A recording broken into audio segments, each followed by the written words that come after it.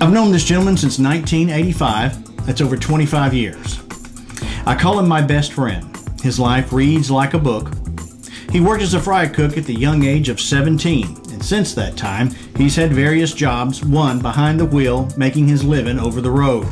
Then in 2008, he decides to study theology, and in July of 2011, he receives his license in the ministry.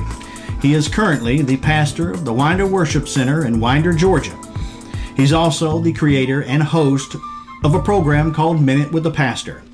It's a weekly web-based program that can be seen all over the world. I welcome my best friend to this program, Kenny Simpson. Kenny. Well, I'm glad to be here. Thank you for being here. Oh, yeah. So tell us what made you decide to go in to being a pastor, a man of God. What happened? Well, it's like I said, it's not something that you decide to do. It's just something that you feel you should do. It's just things happen along life's road and just lead you in that direction. So I never did just wake up one day and say, I'll be pastor one day. So it was something that happened gradually. It was it's something that came on as a progression. Yeah, I still kind of don't believe it's really, it's hard to get used to that term pastor. You didn't set out to be pastor, it just kind of happened. So in all your jobs that you had when you were younger, did you ever think one day that you would be sitting at the head of a church trying to give people word every week? No, and I'm sure a lot of my friends are kind of like, what? So, yeah. But I think of all the friends that we hung around, you were definitely the one that was most likely to ever become a pastor than the rest of us. Yeah, I was probably the straight shooter out of all those. Yeah. Tried to be. And tell us about this program, that Minute with the Pastor. I know a lot of people have seen it and some haven't. And in fact, if you haven't seen the program, we'll take a short break here and let you look at one that hasn't been published yet. And this is what we're talking about. And we'll come back and can you tell us about it?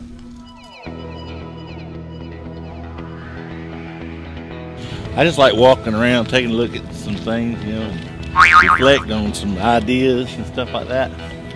Well, I saw this mess of wire. See all this mess of wire? It's all just like jumbled up, but it's all going to one pole. And if you study that and think about it a lot, we've got many different beliefs, we got many different denominations, churches, and everybody just seems to have their own thing. They're all just spread out over things. But you know what? It's all going to one source. There's only one source of power, and that's the power of God. And as long as we're all tuned into that one source, I think we'll all be all right. He's the light of the world. He's the one that supplies us our power. So it could be all jumbled up and going all different directions. As long as it all leads back to that one thing, God. That's all we need. And that's a Minute with the Pastor.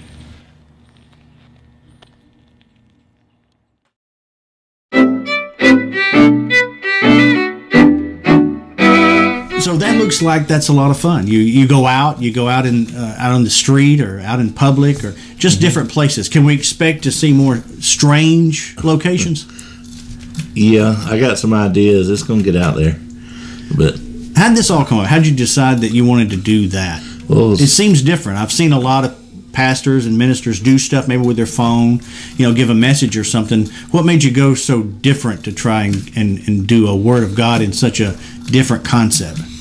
Well, my idea is just not to be traditional. The traditional is kind of getting old and people are tired of hearing it and seeing it. So I'm trying to get out beyond the church walls and just go out and just be in a familiar setting that somebody's familiar with seeing every day and just kind of just going with it. So different is better. Mm-hmm. It's because and I notice you're not wearing a tie. I didn't even wear a tie to my wedding. So you're not a tie guy. I think I've wore a tie 3 or 4 times in my life, maybe. I don't know. When you have to wear them, that's one thing, but I don't like them. So you stay casual. I like casual. Because of casual is loose, and loose is comfortable. You shouldn't get comfortable, but yet you shouldn't feel. You need to feel. I don't know how you say that. You shouldn't feel uptight. You shouldn't have to feel constrained. And that's kind of controversial back in the day. A preacher always was in a suit. A lot of them still are, and a lot of them still believe that way. And there's nothing if that's what you like. But I've always just felt like just be yourself. This is who I am. And with the way that you give out your word at your services, and I've heard preachers, evangelists, TV personalities say that, "Oh, I don't want to offend somebody. I don't want to cross that line." Politically correct. Do you think that you have to be that way to be a pastor? You have to tell the truth, and if the truth hurts, then you have to do something about it. But I don't purposely go out to offend anybody. But you got to speak the truth. So, do you think religion now today is a little more laid back than it was 5-10 years ago? Society itself is a whole lot laid back. What does that mean? Does that mean it was wrong then, and it's okay to ease up? No, it's just the values were different in earlier times. That's just the way people were. The families were together and all, but it's just society's not like it was. So let me see if I understand what you're saying. That's more of a church doctrine and not about what the Bible says. A lot of church traditions is church tradition. The Bible never told you had to wear a suit and tie to church and be there on Sunday morning. The Bible just said to be decent and in order, said to be respectful, and pretty much it. A lot of it's man's rules, the way man thinks it ought to be. But as long as you're clean cut, not being offensive, and getting the truth out there, I don't see the problem. Being respectful. I mean, you got to respect, what you're doing in your position. What do you think about people that are? What about the social networks, Facebook, Twitter? Great tools. It's just like anything else. The enemy can use it just like God can use it. It's just how you going to use it. I use it as a good tool to get messages out, to talk to people, to inform them what's going on and stuff like that. I mean, some people want to get trashy with it, but you ain't got to be part of it. But it's a good tool. But see, and that's another thing. A lot of people in the churches nowadays, they don't believe in internet and social sites, and they don't want to go out there and do that. But if they don't do that, they're going to lose a lot of people, because that's where everything's at. Don't you think that's the only way now to touch a young person? Not the only way, but it's a good way, because that's what they're into.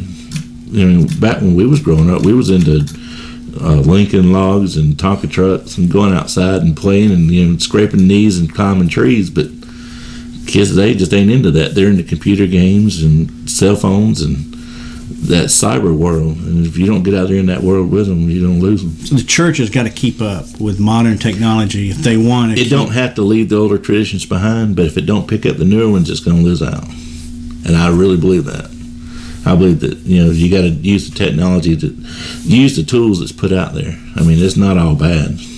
So if you take something that's already out there and established and you use it in a good way, then it can be supported by the church, and it can be a way to get the word out. And things that worked before ain't gonna work now. It's a new world. It's a new day. You got to keep up. Change is good. Change is growth. What's the future of Winder Worship Center in Winder? What do you hope to do in the coming year? What do you hope to make? I hope to see it gain a lot of members. I hope to see it grow. I hope to see it be a vital part of the community, just a place everybody can turn to for help. And I don't want to grow just for the profit of it. I want it to grow because growth is change. Growth is good. You got to grow or you don't die. I mean, without growing, why be there? I mean, I got a few there that's now faithful, but I want to see more people get involved and more people to work. What's the number one way, before we wrap this up, do you think that you could get young people to come to church? Do what they like to do. Just keep them involved. I mean, I would love to build a youth program and have youth is life. I like, because there's nothing wrong with a bunch of older people sitting around, because I enjoy the conversation. But when you have kids running around and teenagers wanting to do this life, I mean, it's just always something going on. It's the future. Yeah, and if we don't teach them, it'll stop. You have to pass it down, and if you don't reach them, it'll just eventually just go away, and you don't want it to go away. And what's the website for the church? It's www.winderworshipcenter.com. And you can go there and see the minute. You can see the Minute with the Pastor videos. You can see pictures. You can see the events, things we got coming up, and it's got a page on there to tell who we are and what we're about.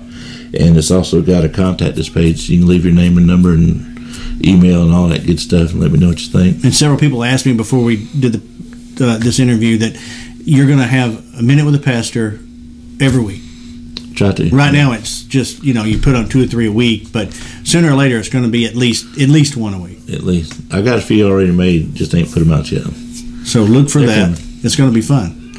And look for Kenny. Go out to Winder Worship and see Kenny out there. The Fun Church. And visit the Fun Church. Thank you for being here, Kenny. Yeah. That's great. Thanks, guys, for tuning in.